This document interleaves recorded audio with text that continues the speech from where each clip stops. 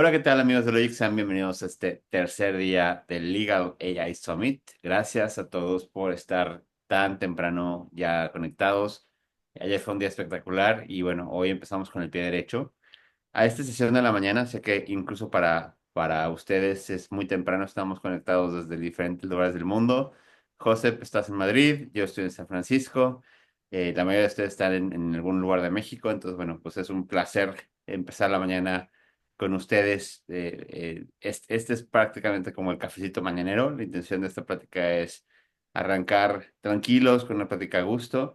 Y la verdad es que no se me ocurrió mejor persona que Josep, porque al final en el mundo de habla hispana, en el mundo legal en español, derecho práctico se ha vuelto un referente.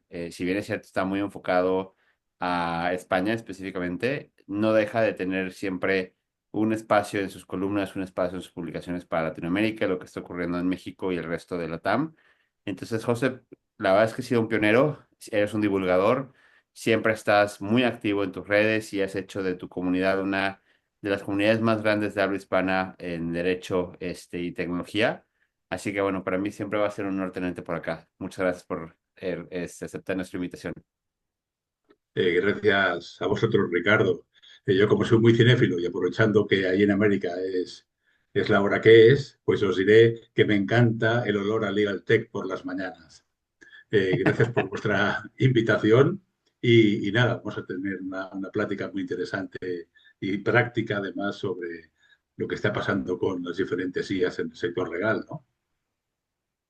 José, me gustaría antes de arrancar la sesión, eh, que has estado durante muchos años siguiendo esta revolución. Eh, Creo que las primeras interacciones que tenemos tú y yo fue como en 2022, pues 2023, pero antes de eso, pues yo sé que Derecho Práctico ha sido una fuente de divulgación. Eres un apasionado por el Legal Tech, lo has promocionado, publicado, tienes un medio de difusión que busca hacer eso.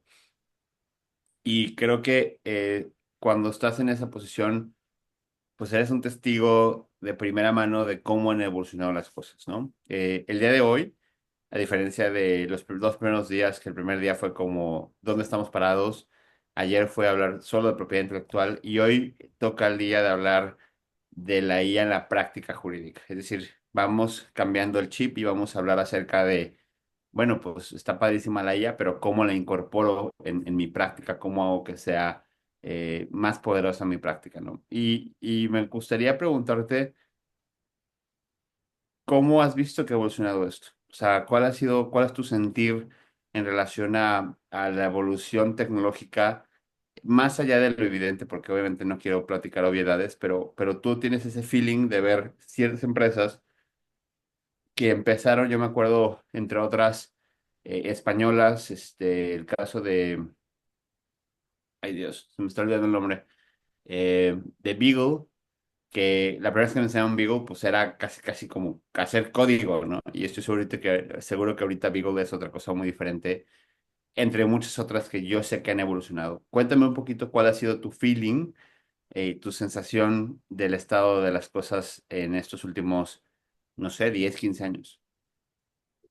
Bueno, pues la verdad es que, aunque no queramos caer en la obviedad, es que hay que remarcarlo, es imprescindible. La tecnología realmente ha sufrido una evolución en los últimos años. Ya no quiero remontarme a la época en papel, ahí ya no. Vamos a empezar desde Internet. Aquí en España empezó a principios de los 2000, aparecieron las primeras bases de datos jurídicas solo en Internet, en un Internet todavía precario, ni de lejos lo que soy, pero más allá de los avances, las primeras capas de IA con Machine Learning, procesamiento del lenguaje natural, pues que de hace 10 años, 10 15 años. Lo que sucedió ya en la segunda mitad de 2022 con la irrupción de la IA generativa ha sido bestial, ha sido bestial. No voy a decir que esto ha venido para quedarse, ni que va a sustituir estas frases típicas, pero en la forma de trabajar, que nosotros que tenemos la opción de ver diferentes escenarios durante años, es que es un cambio de chip para los profesionales jurídicos tremendo. Fíjate que se sigue trabajando con los mismos datos. normativa, jurisprudencia, formularios y contratos, dictámenes, pero claro, es una forma de interactuar con la tecnología que realmente facilita mucho las cosas. Facilitar mucho las cosas no significa que se lo de hecho la tecnología.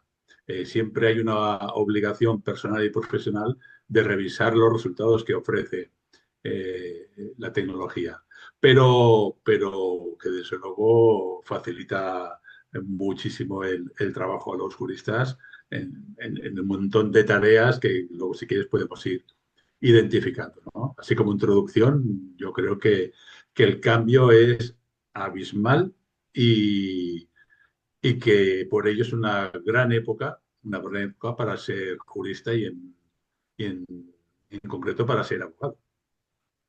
José, en estas conversaciones que tienes con tus pares, con la gente, no sé, pienso en los grandes despachos o en los despachos boutique, que de pronto seguramente te consultarán y te dirán, José, por todos lados escucho inteligencia artificial, ¿por dónde empiezo? ¿No? ¿Cuál es, digamos o sea, siento que hay mucho hype, siento que hay como mucho FOMO, el fear to missing out, en el sentido de decir, quiero tenerlo, pero no sé cómo incorporarlo, ¿no?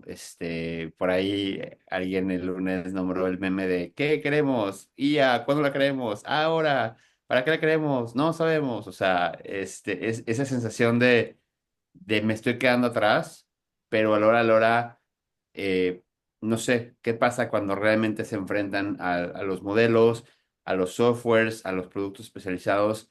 ¿Qué tanto sientes que está haciendo la incorporación y qué tan fácil está haciendo para ellos?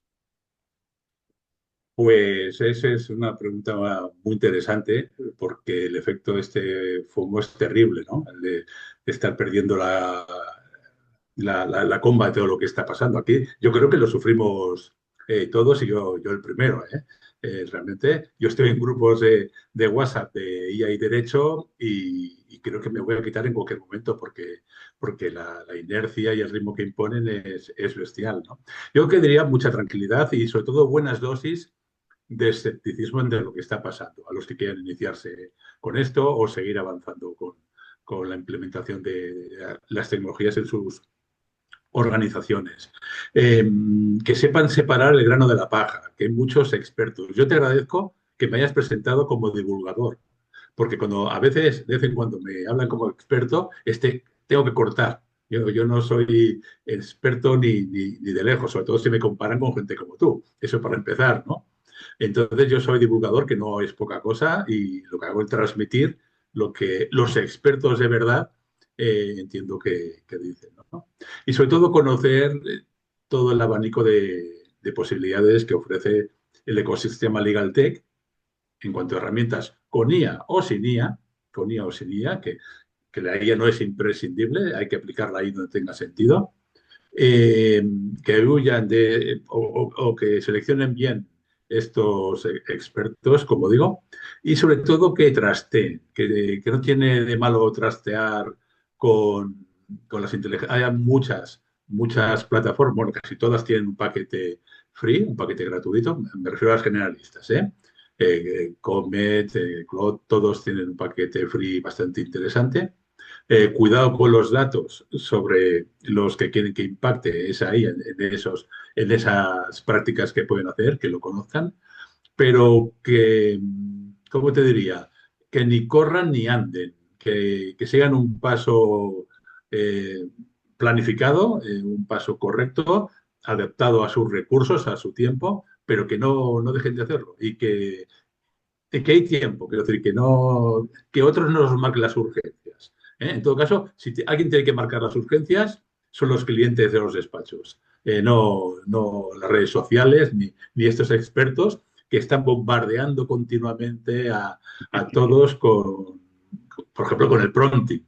Lo del prompting es una auténtica locura, la formación del prontear en el sector legal, ¿no? Que es una cosa que también luego si quieres comentamos. No, perfecto. Antes de arrancar como de manera formal ya tu presentación, me gustaría preguntarte por qué elegiste este tema en específico, por qué IA legal.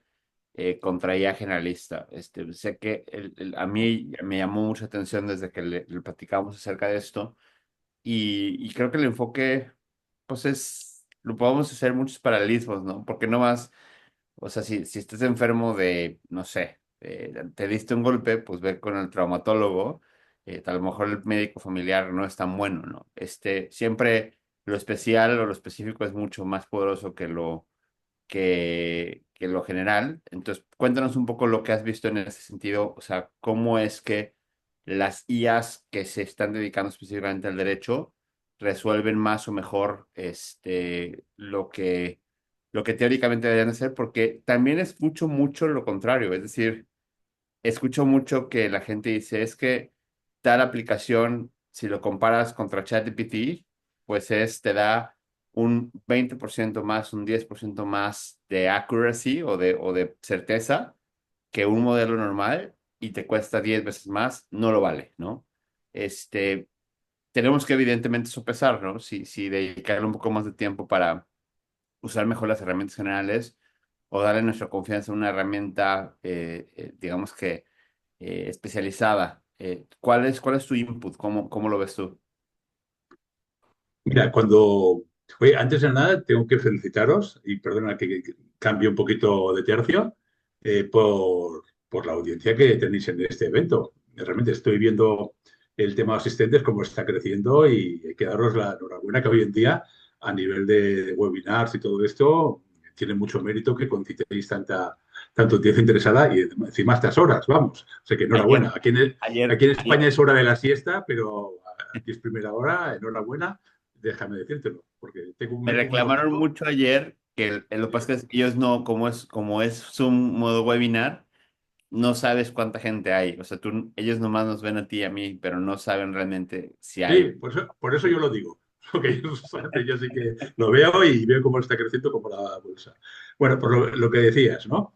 Entonces, yo cuando vi a finales de 2024 o principios de 2025, vimos todos la irrupción de los agentes IA, ¿no? Y ya cuando nos dijeron este tema de eh, que los flujos de trabajo se convertían en unas acciones como más autónomas por sí mismas y que podían además interactuar con otros software, los agentes IA, dije, ostras, esto va a dar mucho, mucho, mucho juego, ¿no? Y bueno, yo creo que los agentes IA de la Generalista son los grandes, digamos, rivales de las herramientas IA legales, que también tienen sus propios... Aquí la cuestión, eso de versus, IA legal versus IA generalista, es un poquito clickbait, lo reconozco, para llamar la atención, pero sí que es el tema del año actual y del año que viene. Yo estoy totalmente seguro. Hay que tener en cuenta varios factores. El primero, que yo puedo tener al hablar de esto muchos sesgos, muchos intereses, porque desde derecho práctico, claro, tenemos unas políticas de monetización y nosotros monetizamos a través de las IAs legales, editoriales jurídicas, por ejemplo, ¿me entiendes? Yo no monetizo a través de OpenAI, no monetizo a través de Gemini, pues sí a través, por ejemplo, de Bilex. Y quiere que quede claro por qué voy a defender las IAs legales, además de intereses económicos, ¿no? Está el tema de los datos. El tema de los datos sobre cómo impacta la IA es fundamental. Y en este sentido, está claro que cualquier IA legal, o al menos las más reconocidas y prestigiosas, tienen un dataset, un repositorio jurídico muy solvente, además totalmente indexado, clasificado, con una taxonomía tan desarrollada que es más fácil para la IA, por muy inteligente que sea, encontrar la información exacta. ¿Quiere decir que no hay riesgo de alucinaciones en la IA legal? Claro que hay riesgo de alucinaciones, pero yo creo que es menor que las IAs generativas. Entonces, estas IAs legales se caracterizan por ese, digamos, territorio RAG, como se denomina, donde hay una información muy tasada, eh, quiero decir, con muchos datos y todos ciertos, la prudencia, y yo creo que ahí es los resultados, el output que puede ofrecer la IA generativa frente al input que le preguntamos puede ser más sólido. Luego está, me dirás, Bueno, pero no todo es normativa, jurisprudencia, que a veces cuesta más acceder, ¿no? También están los contratos de una organización. Cuando se trata, por ejemplo, en un tema de due diligence, para la revisión de 500 contratos en la compra de una empresa, ¿qué más da que trabaje con estos contratos una IA legal que una IA generalista? Porque los datos ahí son los mismos, ¿no? Por llamarlo así. Está el factor de decir qué va a hacer esa IA generalista con esos datos. ¿Va a respetarlos a nivel de privacidad como podemos tener en Europa? Se va a entrenar con ellos por mucho que digan que no, la garantía ahí no es absoluta. Yo creo que las IAs legales en ese sentido ofrecen más información. Y luego, para terminar, perdona, está el tema del precio.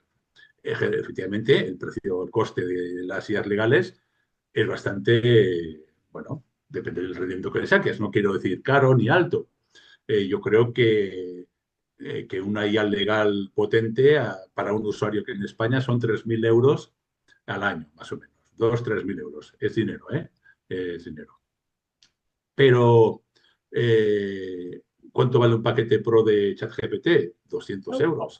o la otra comparativa es, yo lo que me ha tocado ver mucho es, hay productos que la promesa de valor, por un lado, es o potencializar al abogado, es decir, yo conozco tus tareas diarias porque tienes un enfoque muy específico de tipo de abogado y puedo hacer que lo que antes tardabas 3 horas, 2 horas en hacer, hoy se reduce 10 minutos y con una calidad eh, muy parecida a lo que hacías antes, prácticamente para que solamente hagas correcciones, ¿no? Y esas 2 horas o 3 horas, si es que no trabajas o cobras bajo un esquema digamos que de cobro por horas, porque si no, entonces se vuelve medio contraproducente, pero supongamos que estás bajo un esquema de flat fee que creo que la mayoría de Latinoamérica trabaja los servicios legales bajo un flat fee. Es decir, oye, me revisa un contrato, sí, te voy a cobrar tantos cientos o tantos miles o tantos lo que sea. Y en los precios, o sea, las partes acuerdan precio y cosa y se trabaja, ¿no? Creo que en ese sentido no habría mayor dilema. Eh, Cuando se hace esta comparación y te dices, oye, yo tengo este producto que hace de A a B en 10 veces menos tiempo, siento que ahí empieza a haber una sensación de decir, ok, bueno, pues este tipo de IAs normalmente pues son caras, o sea, son muy caras en comparación a una licencia ChatGPT, pero a lo mejor relativamente baratas si las comparas en contra del valor de tu tiempo o en contra de cuánto te costaría a una persona que hiciera eso, ¿no? O sea, siempre, digamos que son estas como dos comparativas. No sé si te ha tocado ver este escenario. Sí, quiero decir, la eficiencia puede ser la misma. No olvidemos, Ricardo, como tú bien sabes, que las IAs legales, de forma subyacente, trabajan con varias IAs genéricas. No sé hasta qué punto tiene la mejor versión de cada cual, pero sí que normalmente la mayoría de IAs legales trabajan pues desde ChatGPT a Gemini, a Claude, etcétera, y trabajan de forma subyacente en las tareas allá donde son más eficaces, de forma aleatoria. Eh, Otro argumento para la IA legal es que dentro de ellas puedes encontrar a tres IAs generalistas realmente, ¿no? Interactuando en ella en principio. No sabes todavía cuál. Bueno, sí que lo puedes saber. Hay una Legal Tech europea que se llama Saga que te permite seleccionar con qué modelo quieres trabajar para según qué tarea. Es curioso esto. Ujú. No, eso yo no lo había visto, no lo veo mucho, por no decir es la primera vez que lo veo. Pero bueno, ese es otro punto a tener en cuenta, ¿no? Perfecto. Pues bueno, el warm-up estuvo rico. Muchas gracias por empezar con esta plática un poquito más, se siente como de café matutino. Y bueno, tenemos algunas preguntas que preparamos para ti. También sé que por ahí tienes algo que nos quieres mostrar, más allá de que sea un producto propio o algo así, es más bien como un ejemplo para poder meternos un poquito en tema. Entonces, bueno, vamos con tus preguntas, mi querido José. Desde tu experiencia, ¿cuáles son los principales problemas que enfrentan los abogados al usar IAs generalistas o versiones gratuitas? Sobre todo, creo que las versiones gratuitas, no sé, aquí yo tengo una versión un poquito marcada ante, ante la resistencia de pagar licencias. Eh, no sé, como que a la gente le pesan mucho los $20, en ocasiones los $200 que cobran algunas herramientas que te están o potencializando o mejorando la calidad de tu trabajo o liberando tiempo, ¿no? Pero la gente no le gusta pagar, prefiere quedarse, o sea, prefiere jugarle, voy a hablar, voy a decir una expresión en español, pero le gusta jugarle al vivo, le gusta jugarle como que es muy inteligente usando versiones gratuitas, que evidentemente las versiones gratuitas jamás te van a dar pues la capacidad que los modelos de paga te van a dar, ¿no? ¿Cuál es tu sensación ante eso? ¿Cuál es tu experiencia? Que lo barato sale caro, Ricardo. Lógicamente, hay productos free, hablo de las generalistas ahora, ¿no? Hay, dentro de las generalistas hay acceso gratuito, acceso de 20 euros y de 200, efectivamente. Lo que está claro que cuanto más inviertes, no quiero decir gastar, inviertes, siempre que tenga sentido, lo que haces, vas a conseguir unas mayores prestaciones en el uso de esa IA. Por ejemplo, en el caso de ChatGPT, sobre todo tras la versión 5, cuanto más inviertes, se ofrece una, por eso se distingue cada vez más, esa posibilidad de razonamiento, ¿no?, de las IAs. La capacidad de razonamiento no es lo que podamos razonar nosotros como seres humanos, sino que te dice realmente el porqué de esos resultados, en base a qué. Y ese es el valor que aportan. No, no solo la procedencia, sino en base a qué te han lanzado ese output a tu consulta. Y eso no, ese precio, bueno, eso no tiene precio, quiero decir, ese tipo de información. Eh, antes de la irrupción de la IA, incluso en digital, en Internet, tú buscabas una serie de normativa o de sentencias y te ofrecía una serie de los software de resultados. A partir de ahí tenías que leer los resúmenes, luego las sentencias enteras y hacer tú mismo los razonamientos. La máquina eso lo hace, entre comillas, a un nivel, vamos a decirlo si queréis, a nivel de junior, lo hace por ti en segundos ahora, cuando tú invertías horas. Ahora tú tienes, de esas horas que, que te ahorras, tienes que invertir algunas pocas en revisar ese contrato que te ha ofrecido ese junior disfrazado de IA o esa IA disfrazada de junior, ¿no? Lo que pasa es que la IA cada vez es menos junior y más experto con el tiempo, pero bueno, eso es otra historia. Pero sí que es verdad que invertir más tiene todo el sentido cuando te estás jugando la calidad de tu trabajo, está claro. Y también creo que es importante, no sé, o sea, creo que sí es, voy a hacer una comparativa media tonta, pero es como salir y datear con diferentes personas. Pues no porque tuviste un mal date quiere decir que todas las mujeres o todos los hombres son pésimos, ¿no? Simplemente fue un mal date. O sea, a lo mejor el producto que te mostraron está en desarrollo o no te da el delivery o no está hecho para el tipo de práctica que tú tienes. Pero creo que muchas veces la persona dice, oye, es que yo ya intenté con dos o tres herramientas y ninguna me gustó y ya, adiós. No, pues no, o sea, creo que sí tiene que haber un poquito más de resistencia pues al decir, bueno, pues es como todo en la vida, tienes que probar muchas cosas hasta que encuentres cuál es la herramienta que más te acomoda, ¿no? Es que esa clave es muy importante para mí, Ricardo, conocer bien el mercado, o sea, el escenario, qué puedes elegir. Y claro que entiendo que el riesgo que hay de gurúes, de expertos que andan por ahí para implantar tecnología en tu despacho es muy fuerte y la tentación puede ser también muy fuerte, ¿no? Pero la principal responsabilidad reside en el profesional, quiero decir. Es importante saber contratar tecnología, saber contratar y para eso hay que conocer lo que hay en el mercado y dedicar tiempo a eso, pero sobre todo también es importante, digamos, conocerse a uno mismo, conocer a tu despacho, hacer introspección de lo que realmente necesitas, en qué proceso realmente tiene sentido la IA en mi despacho, saber a la gente que te rodea en tu despacho o gerencia legal para decir cuántos están dispuestos a seguir este ritmo, ¿no? de innovación y mapear no solo los procesos, sino las personas que están a cargo de los procesos. Entonces, con esa, digamos, ecuación, procesos, personas y en última instancia tecnología, el tema de la frustración ya es más complejo, que siempre te puede pasar, ¿no? Pero es lo que tú dices, es muy parecido a las relaciones amorosas. Oye, hay que intentarlo otra vez, pero hazlo con sentido, sobre todo. Hazlo con sentido, con estrategia. Perfecto. Las analogías siempre son buenas para retratar otras realidades. Eh, Cuéntanos, en estos 3 años, y por 3 años me refiero de 2022 a estas fechas, todavía no conocemos ChatGPT, pero hoy 2025, bueno, pues ya se volvió una competencia muy vertiginosa entre varias empresas. En estos 3 años, ¿has visto la evolución real en ChatGPT o Claude para temas legales o siguen en las mismas limitaciones?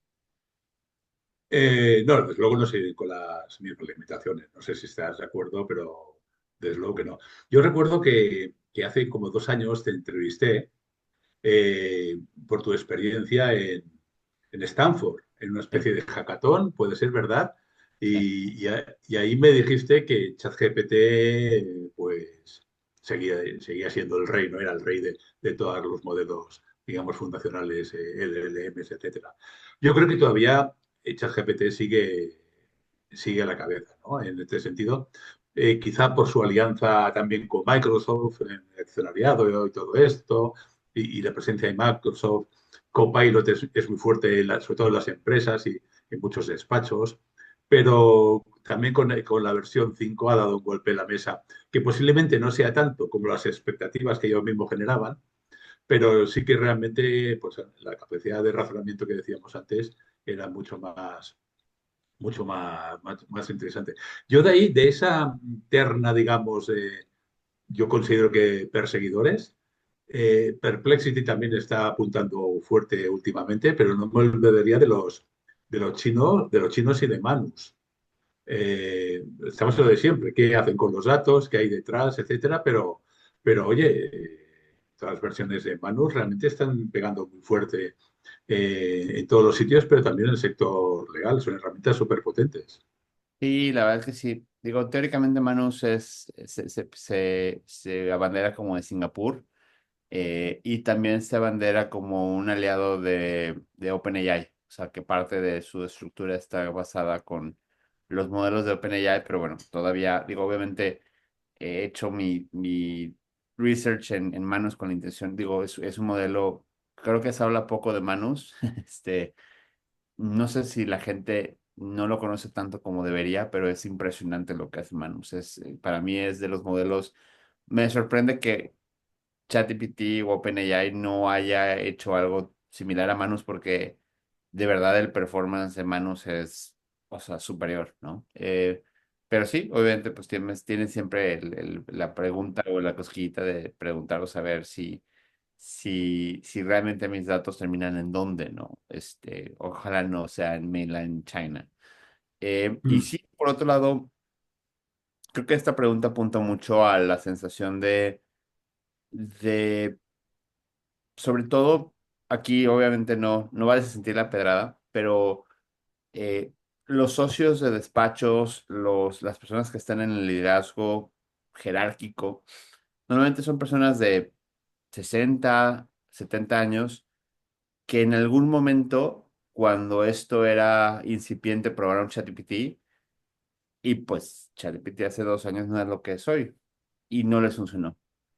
Y se quedaron con esa idea de no sirve, es riesgoso, no sé, cualquier cantidad de opiniones y no le han vuelto a dar una oportunidad, simple y sencillamente se quedan. Digo, yo estoy seguro que de los que estamos aquí, los 150 que estamos aquí, pues realmente no son ustedes. O sea, si ya están aquí a las 8 de la mañana, definitivamente no son ustedes, pero sí hay una resistencia muy notable, sobre todo con muchos socios de despacho y tomadores de decisión que si ellos no se convencen en que parte del presupuesto, en que parte del esfuerzo tiene que ser cómo actualizamos el despacho, cómo actualizamos la firma, cómo actualizamos nuestra práctica, incorporando estas herramientas, es difícil, ¿no? Incluso yo me he tocado ver algunas firmas que tienen estrictamente prohibido el uso de las herramientas, ¿no?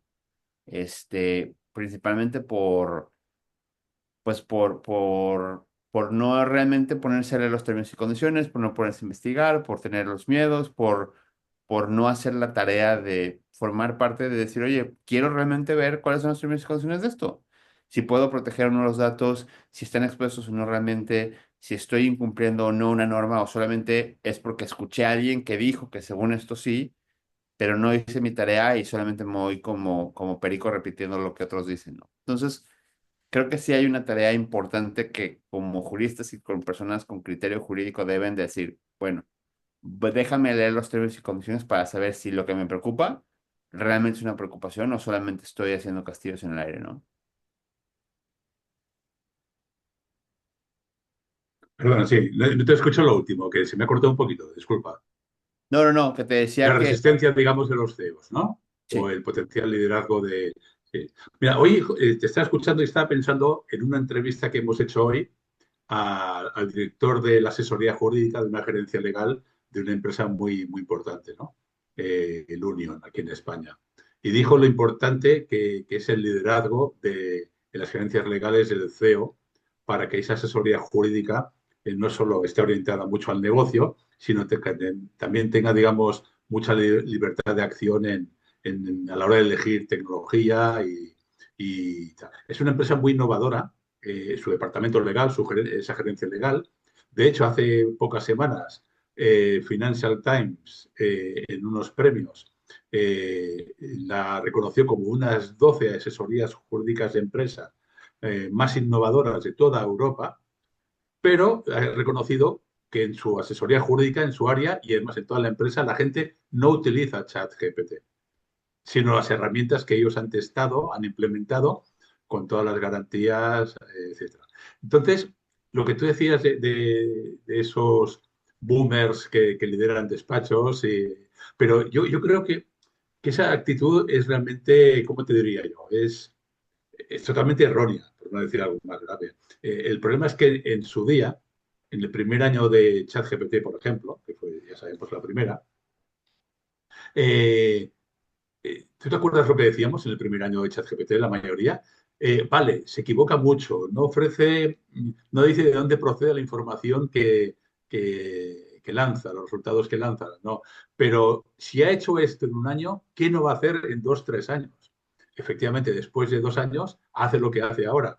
No solo ChatGPT, sino las que le siguen, que entonces apenas existían, ¿no? Entonces, ese hombre, ese supuesto director, socio director del despacho, no sé quién le creó unas expectativas que eran totalmente irreales.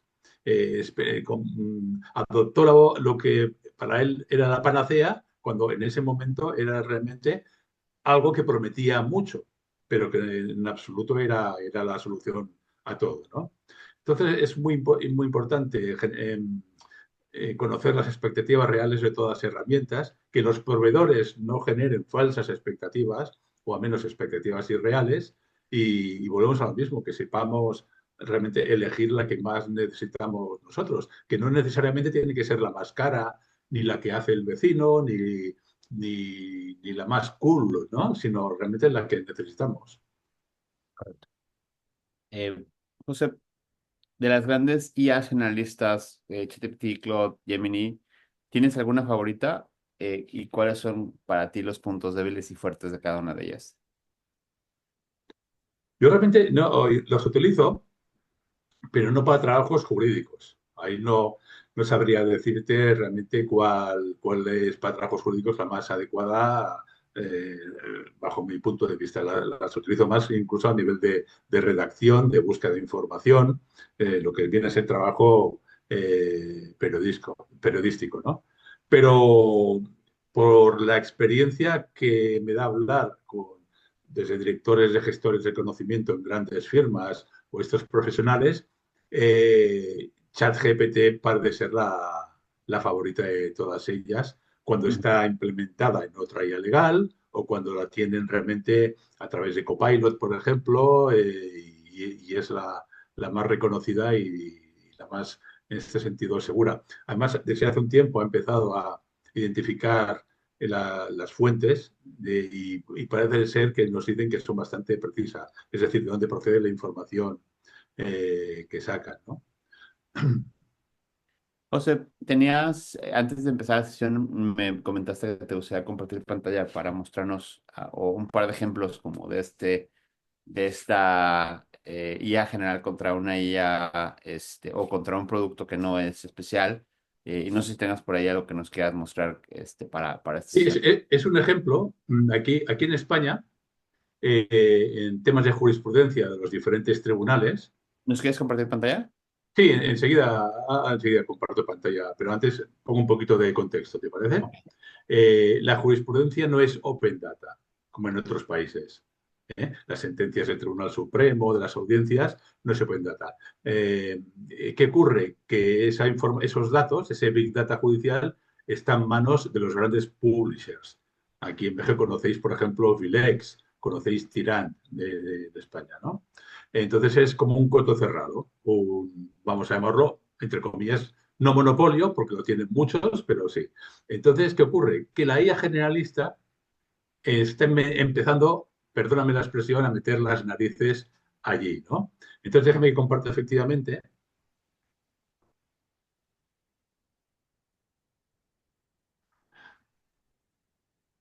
A ver. Creo que estáis viendo la página del CENDOC, Centro de Documentación Judicial del Poder Judicial en España. Sí. En este repositorio, cualquier ciudadano o cualquier profesional puede, a través de búsqueda libre, buscar jurisprudencia, o lo que sería una base de datos jurídica, por llamarlo así, tradicional, ¿no? Voy a utilizar, por ejemplo, los textos que me ponen aquí por defecto y aparece con este formato, con un número identificador y con un resumen elaborado por el propio Poder Judicial. Si abro esta sentencia, me pide este sistema de seguridad. Y ya os adelanto que es la primera criba con la que se encuentran los agentes y generalistas. Vale, pero fijaos que es un formato PDF, no es HTML, con lo cual se complica más la cosa, incluso para el usuario normal, ¿me entendéis? Aquí no hay normativa enlazada, por ejemplo, no hay menciones, no puedes interlazar con la normativa, ¿vale? No obstante, ya han empezado a experimentar, gente que colabora con nosotros escribe. Os recomiendo, por ejemplo, seguir el LinkedIn a Pablo Sáez Hurtado, en este sentido, cómo a través de agentes IA, por ejemplo, Comet, pueden entrar en esa información. El problema que tienen en estos momentos, vuelvo a la página principal, es que la IA a través de los agentes solo puede acceder no al contenido completo de la sentencia, algo que sí puedes trabajar en las IAs legales, en las IAs, cuando digo legales me refiero a especializadas, Claro. sino solo pueden acceder a esta información que vemos, al resumen y a los metadatos, digamos, que identifican esa sentencia. Con lo cual, sí, puedes sacar un output de sentencias de cualquier tema. Por ejemplo, estamos buscando devolución de ingresos indebidos a través del resumen, pero se antoja que es una información muy corta para que ese output sea preciso, exhaustivo, completo, ¿no? Pero claro, lo que decíamos del primer año de ChatGPT, estos agentes, si en pocos meses son capaces de hacer esto, ¿qué no van a hacer en un año? Lo que decíamos, ¿no? Piensa que esta jurisprudencia, para ser utilizada comercialmente por una empresa legal tech o lo que sea, hay que pasar por caja, el Poder Judicial. Entonces, no quiere decir las comercializa, sino las que las proporciona con un coste de 1 euro, con un trabajo de anonimización, de taxonomía, etcétera, eh, incluido, ¿no? En el trabajo. Eso lo hace el Poder Judicial, insisto, el CEDO. Entonces, esto yo creo que es extrapolable, igual puede ser interesante porque en todos los países, en todas las jurisdicciones, hay repositorios en Open Data o securizados como estos. y yo creo que la IA, parafraseando un episodio histórico, este tipo de IA generalista a través de los agentes está llamando al Palacio de Invierno de las IAs legales para en cualquier momento eh, conquistarlo, conquistar ese Big Data judicial en este caso, ¿no? O sea que es un fenómeno que me parece muy interesante. Estamos en punto de, yo creo que vivir un Internet mucho más bloqueado en términos de acceso a cosas, ¿no? Yo creo que ahorita con los agentes, por un lado, los agentes van a ser los MSPs, los agentes, hay una interconexión de, pues, digamos que directa a cosas, pero también empiezo a ver más bloqueos o bloqueos intencionales a que las IAs o los agentes no puedan acceder a la información, ¿no? Son bloqueos intencionales que lo que buscan es evidentemente pues tratar de pues evitar el acceso a esa información, evitar el acceso al entrenamiento.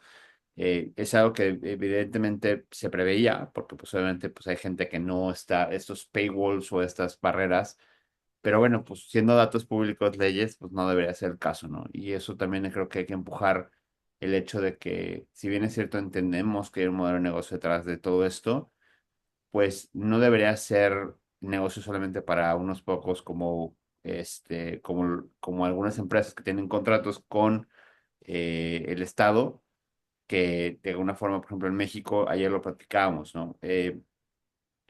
No es que sea del todo restrictivo para muchos acceder a material público, pero el servidor se cae.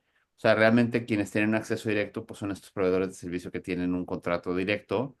eh, y de pronto, bueno, pues el resto de nosotros tenemos que estar como en un producto de segunda, siendo que pues no debería ser así, ¿no? Entonces eso habrá que meter a la conversación porque esos bloqueos intencionales, pues digamos que es hasta cierto punto algo que no debería ser así, es un bien, al final del día o sea, la información es una necesidad pública y no debe ser materia de comercialización en ese aspecto, ¿no? José, estamos prácticamente llegando al final de tu charla. Sé que tenemos aquí algunas preguntas que habíamos preparado para ti, pero me gustaría más como cerrar un poquito con una reflexión de tu parte en el sentido de eh, no es que se sienta o no, no quiero alimentar el FOMO, estamos haciendo lo correcto estando hoy aquí platicando de esto, pero ¿cuál para ti sería como si alguien se te acerca y te pregunta, oye, tengo un despacho, ¿cómo puedo empezar de una forma que sea sostenible a empezar a incorporar IA a mi práctica? ¿Cuál sería para ti el mejor consejo? Em, yo me temo que me voy a repetir, pero yo creo que es fundamental. Quiero decir, primero conocer tus procesos, mapearlos, saber dónde va a impactar esa tecnología y luego conocer el mercado.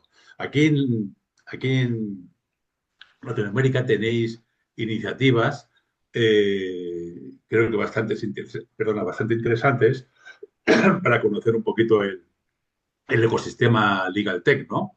Está Radar Legal Tech, creo que es en Colombia, México, si no me equivoco, y hay asociaciones como la de Chile, la de Argentina, la de Colombia también, Legal Tech. Es muy importante conocer, por un lado, las IAs las Legal Tech en general.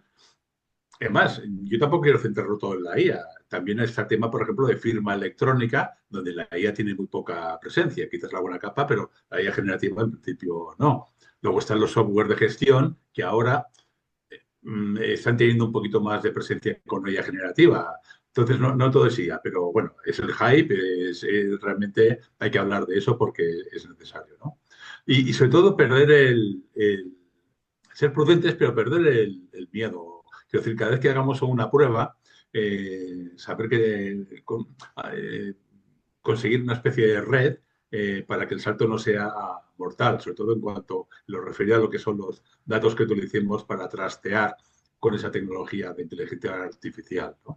Pero para mí es imprescindible conocerse a uno mismo, a nuestra organización, a la gente que nos rodea, porque eso es la clave del éxito. Todo lo demás, no conocer el mercado, no conocernos a nosotros, conduce a la frustración. porque podemos tener errores, problemas. Tú sabes perfectamente que la implementación de tecnología en general en los despachos, con todo el conocimiento que hay, es a veces tortuoso, ¿no? Lleva mucho tiempo, etcétera. Pues hay que hacerlo con una estrategia y con una hoja de ruta. ¿Eh? Y un último consejo que diría, por ejemplo, cuando no seamos una gran organización, es hacerlo por pequeñas dosis en tareas como muy, muy concretas. Eh, una vez pregunté a una Legal Tech de automatización de contratos qué tipo de documentos los despachos utilizaban más para automatizar, ¿no? Yo pensaba que sería algún tipo de contrato de arrendamientos, la especialidad de ese despacho. No, no, la hoja de encargo. La hoja de encargo, es decir, el presupuesto con los argumentos, el contrato, la propuesta económica. Efectivamente, todos los despachos hacen más hojas de encargo o que intentan hacer más hojas de encargo que cualquier otra cosa, ¿no? Entonces, empezar, por ejemplo, por ahí, ¿no? Por automatizar ese tipo de tareas u otros que se puedan, algo que sea muy recurrente, por supuesto, en cuanto a número, y empezar por pequeñas cosas, mes a mes, semana a semana, mes a mes, y igual de aquí a 6 meses, un año, echamos la vista atrás y decimos, ostras, hemos hecho todo esto, no nos hemos dado cuenta y tenemos automatizado esto, hemos innovado en esto, oye, hemos dado pasos muy interesantes, ¿no? Creo que acabas de dar en el clavo.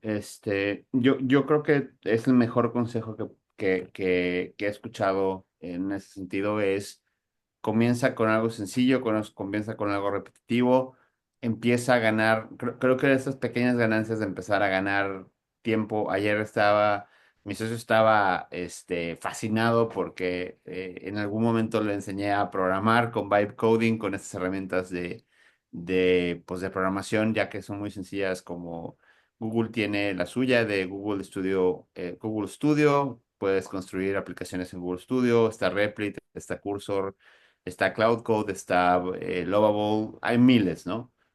Pero, por ejemplo, algo que para él era una monserga era tener que hacer las facturas y se Ya. creó su propio programa para hacer facturas, ¿no? Y algo que a lo mejor era muy manual porque tenías que transcribir o pasar, ya simplemente le subía un documento y se hacía solo y nomás enviaba, ¿no? Entonces, la felicidad de decir, wow, gané hoy 1 o 2 horas de no tener que estar haciendo esto porque el proceso lo simplifiqué. Creo que esa es la respuesta correcta.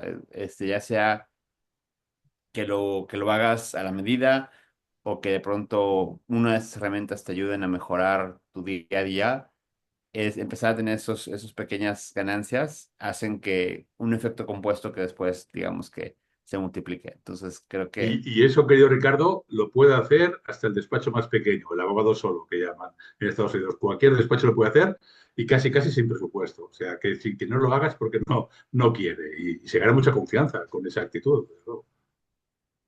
José, como siempre, un placer tenerte por acá. Gracias por arrancar con el pie derecho este cafecito matutino pre-sesiones.